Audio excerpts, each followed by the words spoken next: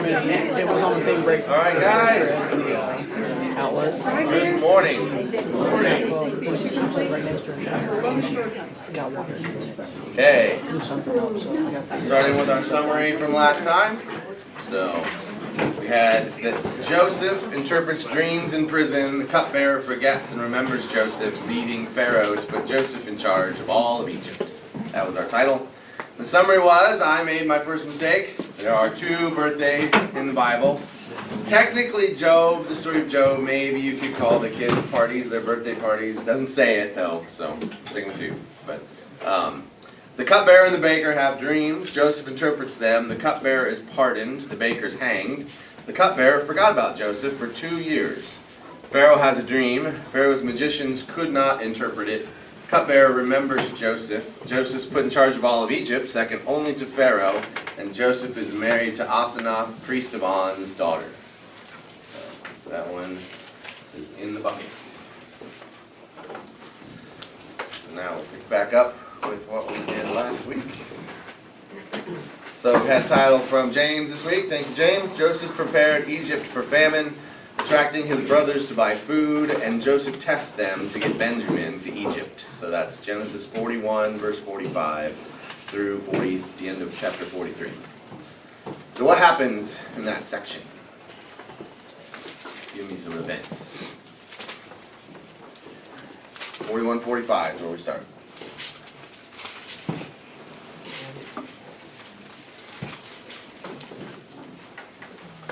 The dream interpretation was true.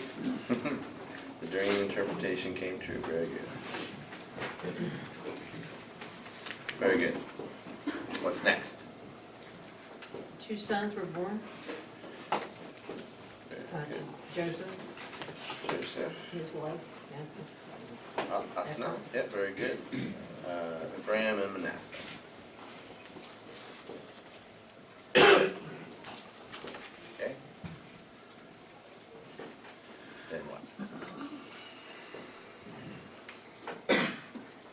Famine. Brothers head to Egypt. We'll say famine first, and then faminer. Famine. The brothers head to Egypt. Okay? But don't take their little brother. That's a good point. Without Benjamin. Then what?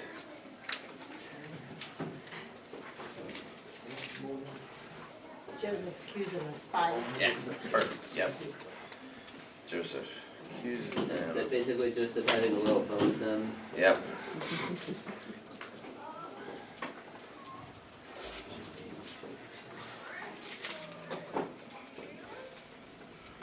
Okay. He holds some of them in prison while he tells the rest to get their little brother.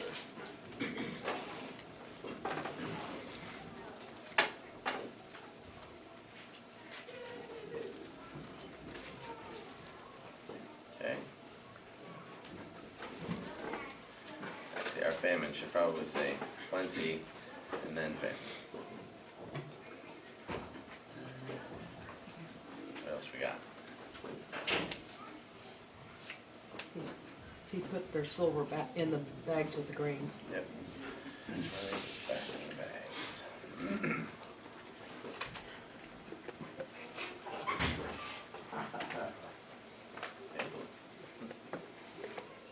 I'm pretty like they convinced Jacob to take Benjamin with them. They what? They convinced Jacob to bring Benjamin with them. Yep, at the very end. Convinced Jacob finally to send Benjamin. Actually, I don't think After the the- brothers did. I think hunger convinced Jacob. Yeah, sure. If it had not been that they were out of food, I do not think Benjamin would have gone. All right, I think that's about it, right? Is that where we ended? No, we ended when they were at the table with all the feast. Oh, yeah, dinner, sorry. Yeah. Okay. So, I've decided to call that the dinner party of Cain. Because Joseph was testing them all to see how they reacted to Benjamin getting 5 times what everybody else got. So, they were going to see if they acted like Cain or they acted like they should.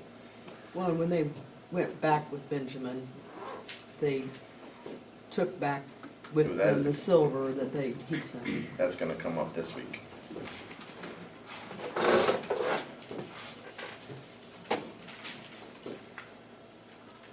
It is an interesting question, would they have taken the silver back if they never had to go back and get food? They seem honest here, but they were going there anyway. Alright, look good to you guys? Alright. He's in the can. We will get started. Now, Genesis 44.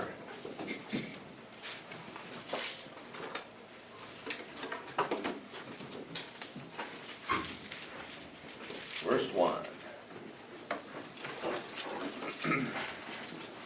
So, dinner party of Cain just finished, right? All the brothers are just weirded out, half drunk, very full, ready to go home. And then he commanded the steward of his house, that he is Joseph, fill the men's sacks with food as much as they can carry, and put each man's money in the mouth of his sack, and put my cup, the silver cup, in the mouth of the sack of the youngest with his money for the grain. And he did as Joseph told him. Jimmy was a good steward. As soon as the morning was light, the men were sent away with their donkeys. They had gone only a short distance from the city. Now Joseph said to his steward, "Up, follow after them, and when you overtake them, say to them, 'Why have you repaid evil for good? Is it not from this that my Lord drinks, and by this that he practices divination? You have done evil in doing this.' And when he overtook them, he spoke to them these words. They said to him, 'Why does my Lord speak such words as these? Far be it for your servants to do such a thing. Behold, the money that we found in the mouths of our sacks we brought back to you from the land of Canaan. How could we steal silver or gold from your Lord's house? Whichever of your servants is found with it shall die, and will also be my Lord's servants. Like, kill whoever has it, and we'll be your slaves if you find this.' The brothers have this terrible pattern of over-promising. It's like the third or fourth time this has happened. I don't know how Jimmy Stewart held it together at that point, because he knows whose sack it's in, and so how did he not just break out laughing at that point? But somehow he held it together. Yeah, honestly, I don't think being smart was their strongest suit anyway. Well, perhaps. The brothers, though, I do start to feel for them here, because they have been through so much for the last 2 months. And they were on the way home. It was over. Can you imagine the sense of relief? We're out of there. We've got all the brothers. It's good. I think they were so relieved nobody bothered to check the bags again. Nobody remembered last time, hey, we got out and there was stuff in the bag, right? And to see the steward coming behind them, to see him coming up, like that would be you with the police lights turning on behind you while you're driving down the road, and then there's like another pair of police lights and another, and you're on your last point of your license, and you know you're going to jail after you. No, you just got out of jail, and then they just pulled you Yeah, over. that's true. He's out of jail. Yeah, that's true. Xavier, you had a question. What was your question? Oh, I forgot. Forget? That's okay. No problem. Okay, so you do see, though, I noticed that they didn't, it doesn't say or give any indication that the brothers didn't trust each other. They didn't look around at each other and say, did one of you guys actually take it? Right? Their first instinct was, we fully trust every one of the 11 people here, and we'll be your slaves if you find this thing. Right? Nobody took this. He does say, though, this is a difficult part of the Old Testament. He says that Joseph uses the cup for divination. First, what is divination? It's basically kind of, it's basically future telling. Sort of. So the word divination, the first part of the word is divine, Well, right? So yeah. Divination means contacting the gods. Well, yes. Usually it's to figure out what's going to happen to me, like a psychic. But that's what divination means. So the way that... It's pretty much fortune telling. Yeah, you can think of it like fortune telling. So the way a lot of people do it, that some culture, even to this day, in India, they'll take like bones of little animals and throw them in a bowl and see how they lay. And somebody says, oh, that bone went that way, so this means this. In this one, though, we actually now know that this was the common form of divination in Egypt at that time. This was a archaeological discovery that confirmed what was in the Bible. Yeah. Although you could also probably call it witchcraft, which is pretty. So it is a cult. It is an occult It's practice. pretty much is witchcraft. It is an occult practice, and that's why it's difficult, because you're like, did Joseph, the hero of Genesis, you know, the man who trusted God, did he also do things with the other gods of Egypt? His wife was a pagan priestess. It doesn't say he didn't. Now, it doesn't say he actually did divination. It just says he claimed to do divination, okay? So you have an out both ways. You can believe either one. You can believe he's just telling the brothers this to stay in character, and he's not actually performing divination. Or you can believe he actually did do divination with it. And you can then, within that, believe one of two things. Either he did divination with the cup, and he was talking to the gods of Egypt, and he was getting, you know, advice from them, or God was the one responding to the cup at the time. You get those kind of three options here, and the text doesn't tell us. I do try to recognize, though, when I'm bringing a bias in, the text doesn't give you an indication not to believe that he doesn't use the cup for divination. You know what I mean? We're saying we don't want him to use it for divination, so I'm going to find a way to say he didn't use it for divination. It just says that he claimed to use the cup for divination. The way this worked back then is they put water in the bowl, and usually they put a couple drops of oil in the water, and then they would read or interpret the patterns that were on the water, kind of like looking into a crystal ball or something like that. So that's what divination was. So verse 10. He said, that's Jimmy the steward, he said, "Let it be as you say. He who is found with it shall be my servant, and the rest of you shall be innocent." And each man quickly lowered his sack to the ground, and each man opened his sack, and he searched. He knew which sack it was in, and he began with the eldest and ending with the youngest. There are 11 sacks. This probably took 5-10 minutes. You know, 1 minute per sack, that's 11 minutes to get to Benjamin. Right?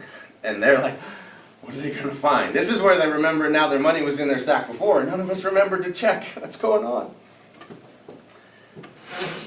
And the cup was found in Benjamin's sack. By the time they hit the 11th sack, 10th sack is done. They're packing the sacks back up, getting ready to get on the donkeys, right? We're good to go. And it's in the last sack. And the road probably Yeah. stopped. And the cup was found in Benjamin's sack. And they tore their clothes. And every man loaded his donkey, and they returned to the city. This had to be the most depressed procession of 11 men that has ever happened in the history of the world. Probably cursing silently. Yeah. When Judah and his brothers came to Joseph's house, he was still there. They fell before him on the ground, and Joseph said to them, "What deed is this that you have done? Do you not know that a man like me can indeed practice divination? Meaning, I can figure out you took the cup, I can ask the gods." And Judah said, "What shall we say to my Lord? What shall we speak? Or how can we clear ourselves? God has found out the guilt of your servants.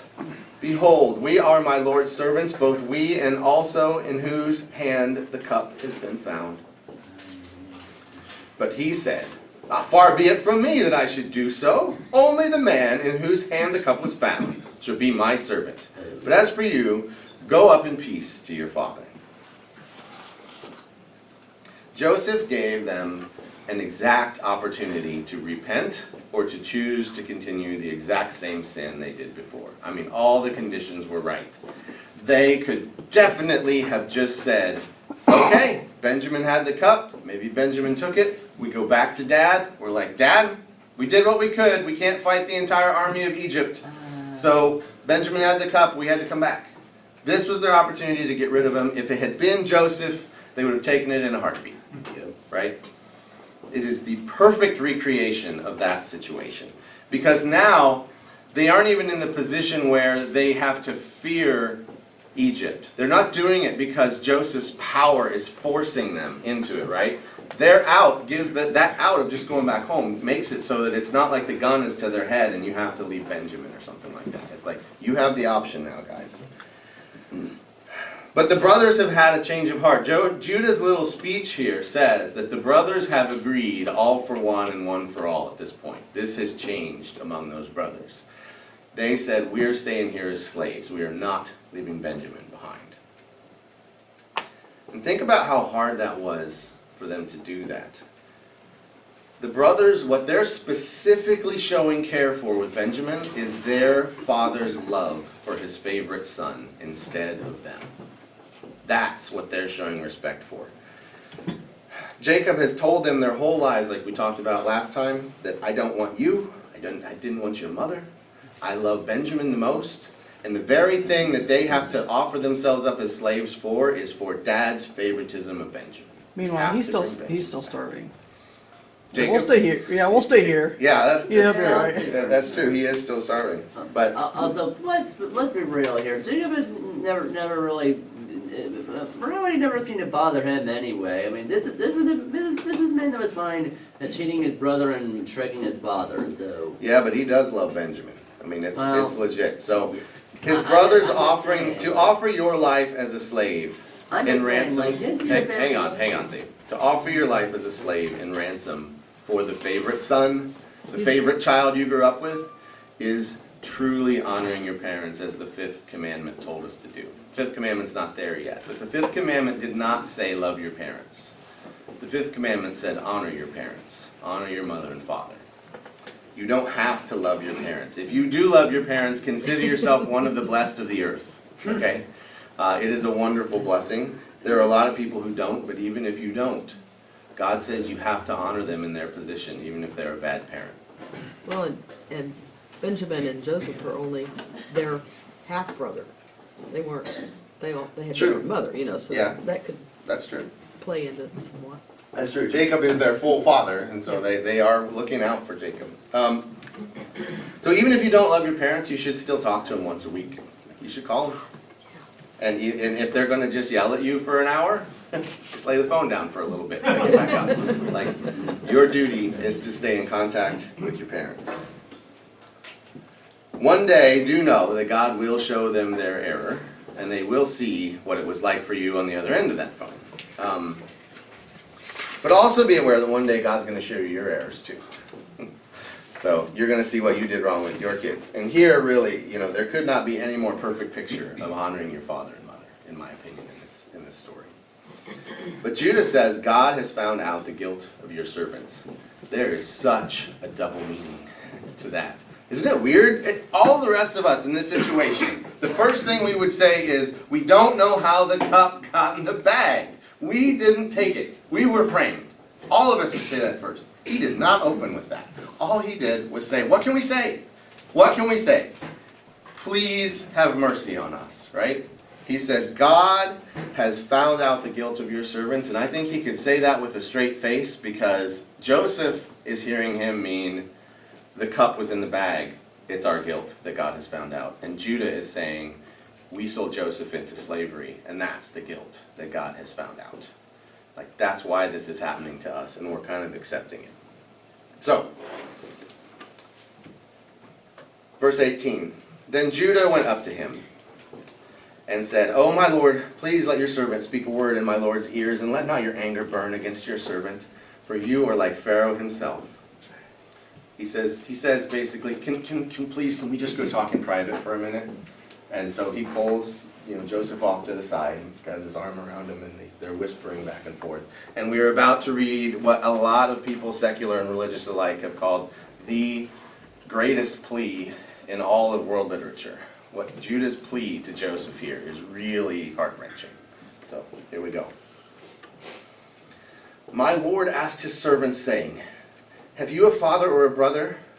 And we said to my Lord, we have a father, an old man, and a young brother, the child of his old age. His brother's dead, and he alone is left of his mother's children, and his father loves him.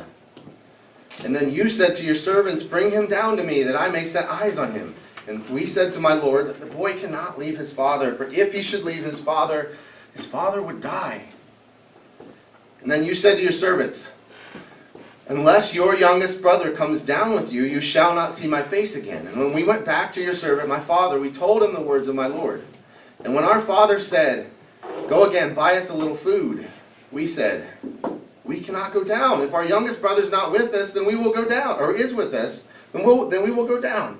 For we cannot see the man's face unless our younger brother is with us. And then your servant, my father, said to us, you know that my wife bore me 2 sons. One left me, and I said, surely he has been torn to pieces, and I have never seen him since. And if you take this one also from me, and harm happens to him, you will bring down my gray hairs in evil to Sheol.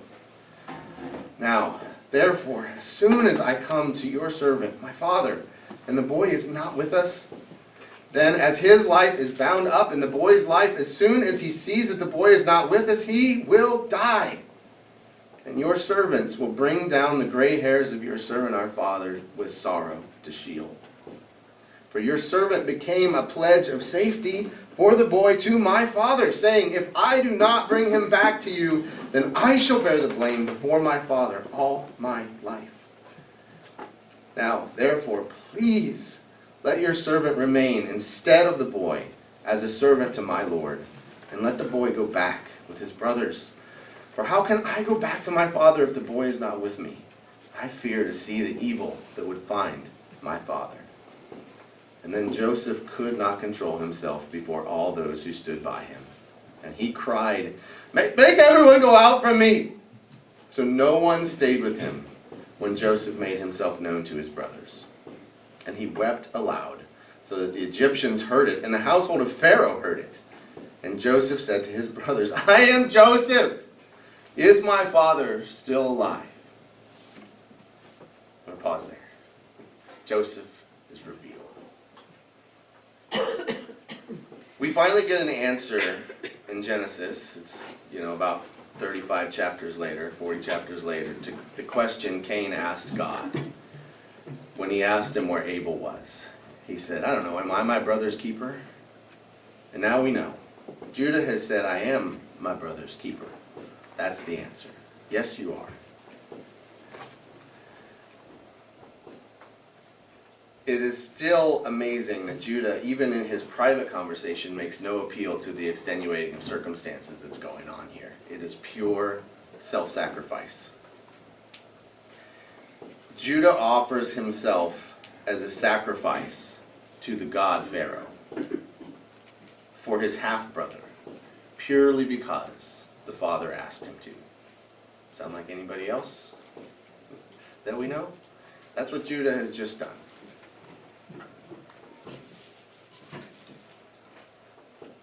This is where Joseph learns why his dad didn't look for him. He learned that his dad had thought he had been torn to pieces by animals. He doesn't really learn how. But that could answer a question in Joseph's mind. Why did dad never come for me? But why didn't Joseph contact his dad earlier? This, I think, is a hole in Joseph's character.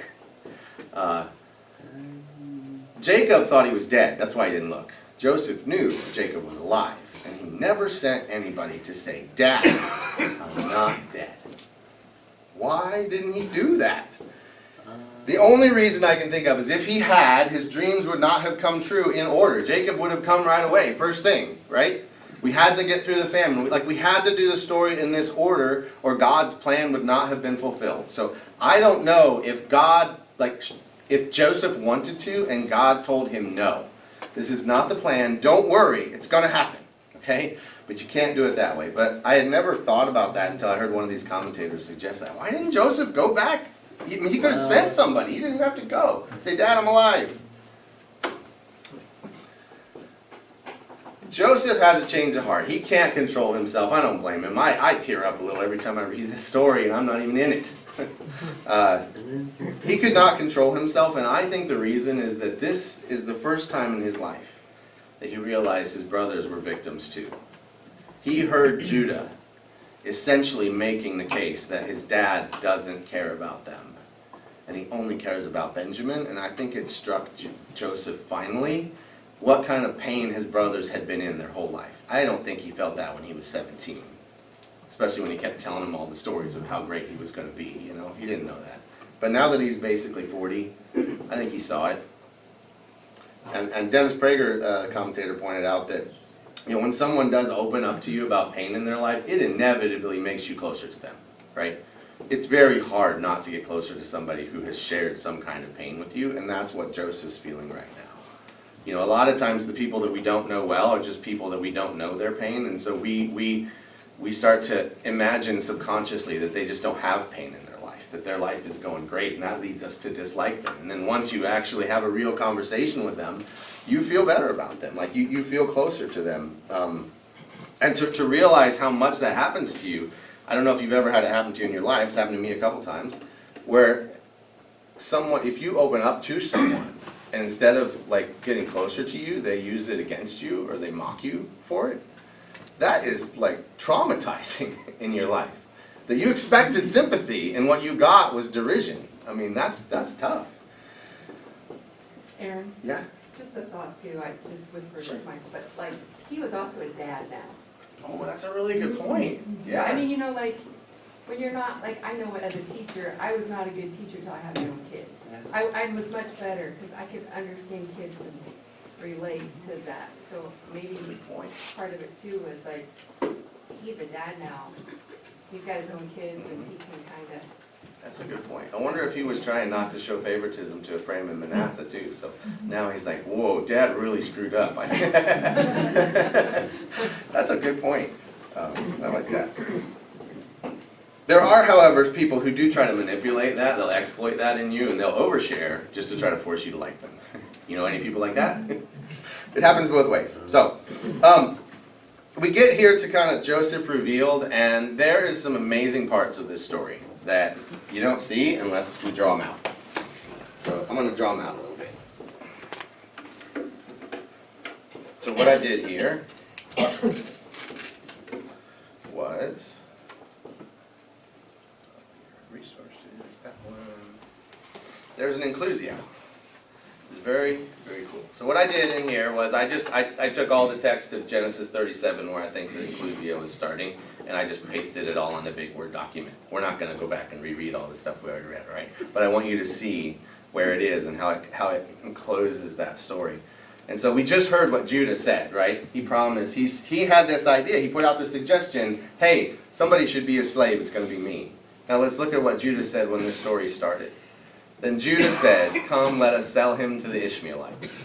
It was Judah's idea to start the story, to sell somebody into slavery, and it was Joseph. And at the end of the story, when Joseph's revealed, Judah says, let me be the slave. And so one of the ways I saw commentators represent this inclusio is if you treat the storyline like as this line, it's this sort of circle. Inside the circle is the story that this is starting and ending, right? So that's one inclusio. Second one. And they took him and threw him into a pit. And the pit was empty, there was no water in it, and then they sat down to eat. Now, it doesn't quite elaborate on it there. See the orange? Let's scroll down until we get to the next orange. We learn a little bit later in other orange, as long as I don't go by it. This is how big the inclusio is.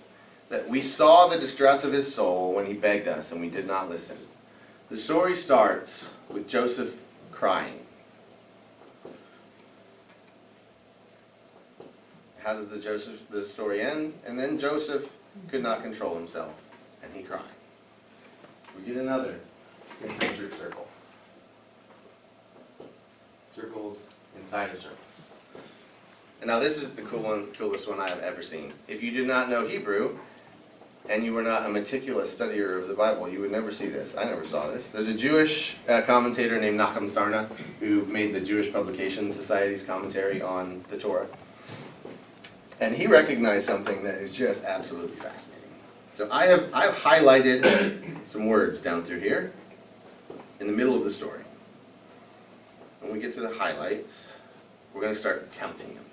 Okay? I want you to count with me the yellows. Okay? 1, 2, 3, 4, 5, 6, 7, 8, 9, 10, 11, 12, 13, 14, 15, 16, 17, 18, 19, 20. That's it. Basically end of the story. Joseph revealed. 20 words. The word you saw the most was money. Here it's the cup. There you see silver a little bit. That is the Hebrew word, everywhere I highlight is the Hebrew word for silver. There are 20 mentions of silver until Joseph is reunited with them. And how many pieces of silver was Joseph sold for at the beginning of the story? 20. 20. How cool is that? He sold them to the Ishmaelites for 20 shekels of silver. It took 20 shekels of silver to start the story, and it took 20 mentions of silver to end it. One more concentric circle. This whole story is shaped like that. I thought that one was cool. I never would have got it. In fact, I kept getting 19. I thought it was money, and the cup one threw me. But the cup one actually has, in the Hebrew, it has the word silver in it again. So it's the word money is the same as the word for silver, and so that's why in English we don't quite see it. I kept having 19. I was like, I can't find it. So I thought that one was cool. So,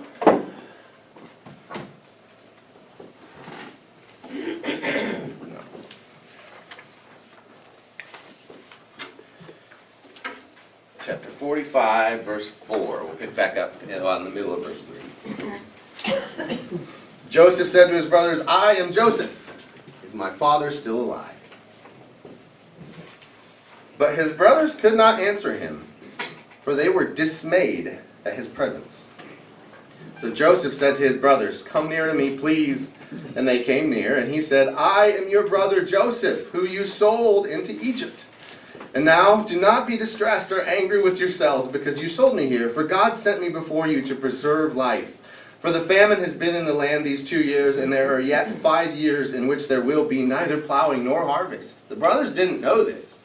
They kept thinking the famine would break any day, right? This is where they learned we got 5 more years of famine. And God sent me before you to preserve for you a remnant on earth, and to keep alive for you many survivors. So it was not you who sent me here, but God. He has made me a father to Pharaoh, and Lord of all his house, and a ruler over all the land of Egypt. So hurry, go up to my father and say to him, thus says your son Joseph, God has made me Lord of all Egypt. Come down to me, do not tarry. You shall dwell in the land of Goshen, and you shall be near to me, you and your children and your children's children, and your flocks and your herds, and all that you have. And there I will provide for you. For there are yet 5 years of famine to come, so that you and your household and all that you have do not come to poverty. And now your eyes see, and the eyes of my brother Benjamin see, that it is my mouth that speaks to you. You must tell my father of all my honor in Egypt, and of all that you have seen. Hurry and bring my father down here. And then he fell upon his brother Benjamin's neck and wept. And Benjamin wept upon him. And he kissed all his brothers and wept upon them, and after that his brothers talked with him. There was a very important person who left the room before he revealed who he was. And that was the interpreter. That had to shock them, that all of a sudden this guy's speaking Hebrew. That's a huge shift. If there was ever a case for a double take in anything, anywhere, it was that right there. They're like, what is happening? Now, the ESV translates this as, what reaction does it say they had of him? Were they overjoyed that it was Joseph? What does it say? Dismayed. They were dismayed. Now, I don't know if they translated it right. It feels like maybe it was a slightly wrong translation, but, you know, these guys know a heck of a lot more about it than me. So I think it was dismay, and if you read the rest of this, there's only 2 people crying and happy. And Mine just says stunned. to say stunned. So Yeah. the other possible interpretations of that word are astonished, shocked, speechless, that kind of stuff. It's not joy. Which you could see, it may take a minute for this to process. The guy just started speaking Hebrew, you're not even parsing it in your head, because you don't know what's going on. But look at the rest of what we just read. There's only 2 people crying. Joseph and Benjamin. The brothers, it says that Joseph cried on them, but they didn't cry back, and only after he did all that, then they would agree to talk to him. And in fact, the brothers never fully trust Joseph. In fact, at the end of Genesis, when Jacob dies, the first thing they do is send Joseph a letter and say, please don't hurt us now that Dad's dead. They never fully trusted. I can't blame them after what they just went through, but you expected the brothers to be as happy to see Joseph as Joseph was to see the brothers, and that absolutely did not happen. And so I think it very well could be dismayed. I think they're just scared. Well, yeah, I mean, look what he just did Now to they're him. outed. yeah, huh? Now they're outed. Yeah, You've gotta come clean. I have a feeling they're thinking, how are we gonna communicate this to Dad without him finding out what we did? Because we don't know that Dad ever found out what they did, right? So, I do think they came up with a plan for that, but, if you picture this scene though, Joseph, like, sort of being before their eyes, but this veil coming off, and all of a sudden, they see him as Joseph. Picture that realization. To Joseph's Israelite brothers who thought he was dead, he is now risen from the dead. And he's in a position of glory, in a new Egyptian body, such that they didn't even recognize him when they were talking with him. But the brothers, they don't see the miracle and rejoice. Instead, they're dismayed. Does that sound like anybody else? Jesus, when Jesus rose from the dead, his Israelite brothers were not overjoyed that he had come back from the dead. They were dismayed. And many of them still had the veil over their eyes. But this part of the story actually gives us one of the most difficult questions in life and in the entire Bible. Joseph tells them, "It's not you guys that sent me to Egypt, it was God. Don't worry." And so, are the brothers responsible for their sin, or are they not responsible for their sin because God did it? Or in other words, is there fate, or do we actually have free will? Is everything determined, or can we make choices? Now, first thing when we get into this topic to recognize is that this is only a problem for religious people. Atheists, this is not a question for them. Everything is determined, right? You can't have free will if there is no God. Because you are just a bag of matter, right? You are here because the domino that started falling at the beginning of creation with they don't even think creation, but the Big Bang, that domino fell, and all the other dominoes fell. And you're just here, the atoms in your body are here because the dominoes before them fell, and your domino is going to fall too, and everything I'm saying and everything you're thinking was completely determined by this causal process, right? Now, when the atheist tells you that, they aren't arguing with you like they themselves are also a causal process, not telling you truth, just telling you whatever the dominoes happen to fall, right? They're not going to tell you, hey, actually you can't know truth. They're basically sitting there arguing with you. You can't know truth at all, but it's true that you can't know truth at all, so don't believe God exists, right? They even have a harder problem because they actually think that the way that their mind and their brain came to be, to think the things they think, is through evolution, right? But evolution did not select for truthfulness. A brain selected through evolution was selected for survival. And so there's no fundamental philosophical reason why you would trust a process that was geared to tilt you towards survival would be guaranteed to recognize truth. It may just be guaranteed to recognize how to get ahead. Right? And so they're arguing against their own ability to argue for truth when they do that. So this is only a problem for religious people. The atheists, 100% determined. None of us can make any choices about what we do. And that's why secular societies have a really hard time blaming criminals.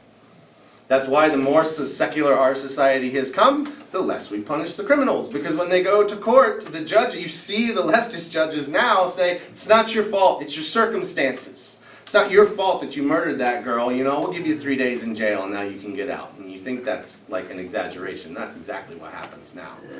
Like because of the color of your skin or your parents were poor or whatever, we're not going to hold you accountable because it wasn't your fault. Society did it to you. But you know, if you can't blame the criminals, you can't credit the saints either. Right? Nobody does good and nobody does evil. And so without free will, there is no good and evil. Right? Without the ability to choose, there is no good and evil. Because everything just is. And so that, to me, is one of the most powerful arguments against atheism, is everybody believes evil exists. Because we can see it. We can feel it. And if you believe evil exists, then you have to believe you have free will. And if you believe you have free will, then you're not just a big bag of atoms operating like the dominoes falling. But as I said, good also can't exist either if you don't have the choice. If I hold a gun to your head and tell you to give $10 to that guy over there who really needs $10, you aren't virtuous by giving him $10. You're just trying not to die. So if you're following God's law purely because you're afraid God's going to shoot you in the head if you screw up, you're not being good. You're just trying not to die. And so you need choice to have good and evil, but how do we then reconcile? I mean, the whole book is about choose good, not evil. Don't sin, right? That's what the whole book is about. Don't sin. So how can the whole book be about don't sin if we have choice? But if we have choice, then how do we reconcile that with God's sovereignty? Does God control everything? Is God in control of the world? How do we reconcile it with God's knowledge? Does God know everything? If He knows everything that's going to happen, how can we say that you have the ability to choose if He already knew it was going to happen? So, now, I'm sure a lot of you guys had these conversations all like in your 20s. This is like the favorite young male thing to figure these things out. What we have is a God defined as one who's all-knowing and all-powerful, right, and all good. And then we also have this problem that it appears like we have free will to choose. And they seem like they're at their odds to each other. They seem like they are the analogy in philosophy of imagine an unstoppable ball. It's impossible to stop or break the ball. And an unbreakable wall. It is impossible to break the wall. And the unstoppable ball is headed for the unbreakable wall. What is going to happen when the unstoppable ball hits the unbreakable wall? And you can relate this to God, to say if God is, and if God truly knows everything, then God could make an unstoppable ball that is headed towards an unbreakable wall, and then what will happen when they collide? And the answer is, you have just spoken nonsense. You may think that about me a lot, but like, what you did was you used words that you know the definitions of and arranged them in a way that the sentence has no meaning. You can't define simultaneously an unstoppable ball and an unbreakable wall. It's like saying, is God smart enough that He knows how to make a square circle? He can't, because a square circle is impossible. The definition of a square can't be a circle. So it's the same as if you had just come up here and I had said, blah, blah, blah, blah, blah, blah, blah, blah. It has as much meaning as me just babbling random syllables to you. There is no meaning in that sentence or in that setup. And yet, we seem to somehow have fate and determinism and God's control and free will in reality. I said this can't be reality, and yet we seem to have this unstoppable ball and this unbreakable wall. How do we reconcile? So the bad news I have for you is that we don't know. Anybody that tells you they know is lying to you, but you all should have an opinion. You should pick an opinion. So I'm going to tell you the ways that everybody tries to reconcile these, because the Bible seems to say both. It seems to say it's determined. It seems to say God chooses who to save. He elects who we're going to save. And it also seems to say you're supposed to choose Him. So which one is it? So you can understand this by a line. It's generally a linear progression. So over here on this side of the line, we have determinism. We have atheists. Everything's determined. There's no God. There's no God at all. Everything's just dominoes falling. You can't control anything. All the way on the other side here, we have what's called open theism. Open theism says that God has chosen to not know what you will choose. Now this, I don't think, lines up with the Bible. I think the Bible says God does know. But their out is that, like, well, God is powerful enough. He could choose a world where He doesn't know what you're going to do. And you can pick that. I think it's generally wrong. But that's the other side. Total free will, no free will at all. Okay? So the first one that comes up then in the middle here is compatibilism. Compatibilism. Meaning determinism and free will are compatible. And you probably heard this argued in Christian circles as Calvinism. Calvinism is one of the compatibilist views of the world. And so Calvinism really stresses the sovereignty of God over free will, and the way that they merge the two, because the misunderstanding of Calvinism is that God is the author of evil. That God truly did determine everything, and when you sin, it's God made you do it. And so then you think, well, how could God punish me later if he's the one that made me do this thing, right? And so their out is that, well, you do have choice, but your choices are made by your desires, okay? You choose to do the things that you want to do, and unfortunately the thing you don't control is your desires. God can control what you want. He can control what you desire. And that is the way that you actually are making a choice to do what you want. It's still your choice, but God was ultimately in control of everything. I'm not a Calvinist. That doesn't sit well with me. But that is their argument for how that works, is that yes, you have choice, but they kind of redefine free will to mean not quite what we really would think it means. The next one is, on this side over here, is libertarianism, focusing more on liberty. Libertarianism. And you might hear this within Christian circles as Arminianism.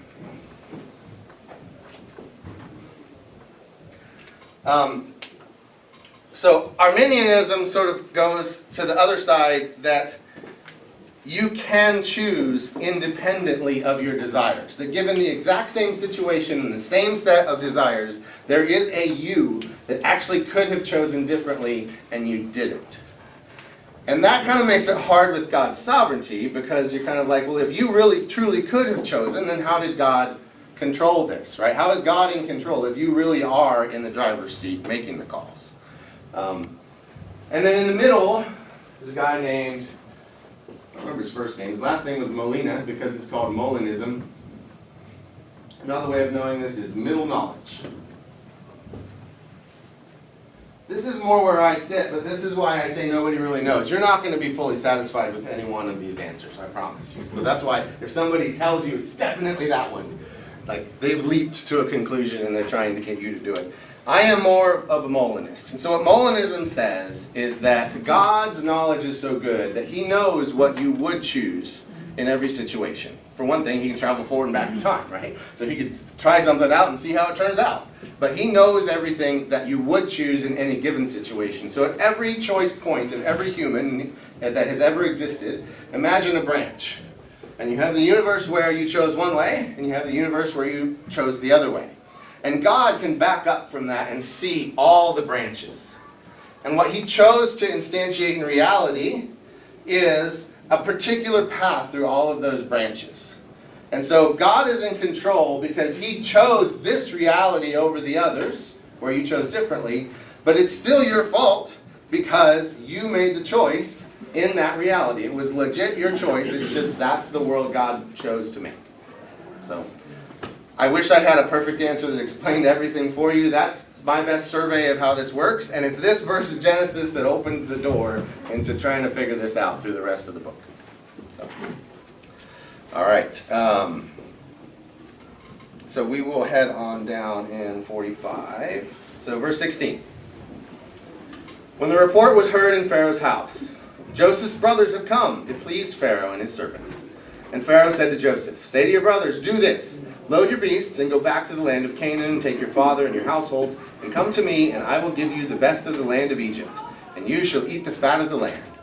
And you, Joseph, are commanded to say, so Pharaoh commands Joseph, he has to do this. Do this, take wagons from the land of Egypt for your little ones and for your wives, and bring your father and come. Have no concern for your goods, for the best of all the land of Egypt is yours. And the sons of Israel did so. Joseph gave them wagons according to the command of Pharaoh, and gave them provisions for their journey. To each and all of them he gave a change of clothes, but to Benjamin he gave 300 shekels of silver and 5 changes of clothes. And to his father he sent as follows: 10 donkeys loaded with the good things of Egypt, 10 female donkeys loaded with grain, bread, and provision for his father on the journey. And then he sent his brothers away, and as they departed, he said to them, do not quarrel on the way. Now boys, no fighting. That's what he said. So, Pharaoh gave them a bunch of stretch limousines, black Suburbans, and some Secret Service agents, and there's this massive caravan headed down the highway back for Joseph's house. You can imagine when they pull up, Joseph is confused every time the brothers leave and they come back and have some crazy story. This time they came back with all this stuff. The Secret Service agents are standing out there, the Suburbans are out front, and Jacob is just speechless. What now? I I think I missed the whole point of the metaphor. Of the caravan coming back? Like he's expecting No, I them. meant the limousine and Secret Service. Oh, it's because they went with these broken down old wagons that were theirs, and they came back with all this rich stuff. Okay. Does that make sense? Yes. So last thing, why didn't Joseph go with him though? I thought that was strange. His dad is alive. He has been revealed. He is eager to see his dad, and he didn't go with them. How long of a travel was it though? was Because 70 days. right, because he's still in charge of everyone else who is having the famine too. Yes. So it doesn't say, right? So one of them is he's too busy. Like It's that. like the That one makes the president most. leaving. That makes the most sense to me. He's too busy. What did you say, I Daniel? said he's still got his job. Yeah, He's still got his. Yeah. That's right. He can't just leave in the middle of the famine because nobody can do what he's doing. It's like I the U.S. agree. going through a really hard time. The president just leaving, going on vacation. Yeah. Yeah, but have any of you ever had to make the choice between family and work? Like, this isn't just, I need an extra night with the kids. This is, Dad and I haven't seen each other for 20 years, and he thought I was dead. So this is a pretty hard decision, I think, for Joseph. I also think, though, he wanted to give his brothers some time alone. That was just him being nice to his brothers. They needed some time to process this. And they needed to come up with a plan for what they were going to tell Dad when they got home. That's exactly right. Now, I used to think that they told Dad in this story and Jacob found out. I'm not sure Jacob ever found out because you know what story they could have told when they got back? They could have said, look, Dad, we found that on the side of the road, Joseph's robe on the side of the road. Apparently, it wasn't beasts that got him. It was Midianite traders, and they sold him as a slave into Egypt, and we just found his robe, and it was covered in blood, and we all thought he died. So they could have told Joseph that, or Jacob that story, and never let the cat out of the bag. And it never tells us that they did. We'll have to ask God when we die. Like, what actually happened there? Did he find out? So we'll stop there.